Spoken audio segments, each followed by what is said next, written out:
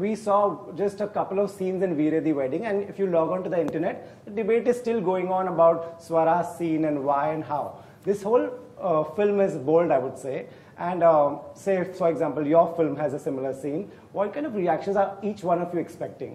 I think conversation is always great. Let me first say that, you know, the fact that I said the same thing, and I'm going to speak about this for a minute more. Like, I remember there was a lot of criticism that we got for Dostana because of the stereotypical nature of certain, you know, representations. And I do believe that a lot of the criticism was justified because there was a certain kind of representation that was stereotypical. But the flip side of that is that it brought about conversation. It was suddenly became dining table and drawing room conversations even in places and parts of this country that are unaware of the concept of homosexuality. And so suddenly I believe that it was a conversation starter.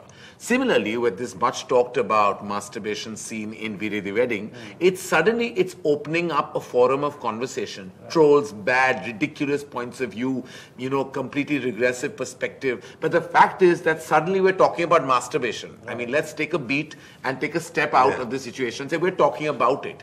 And let's say that that's a great thing. So for people out there who feel like the concept only is blasphemous, is now are suddenly talking about it through a mainstream film. So let's say more power to those girls, you know, who actually accepted these roles, to the filmmakers who made this film, were bold enough to tell this narrative, and to make sure that there's conversation. I mean, today it's a good thing, right, Zoya? I mean, like, you know, that we're talking about this in like an open forum suddenly.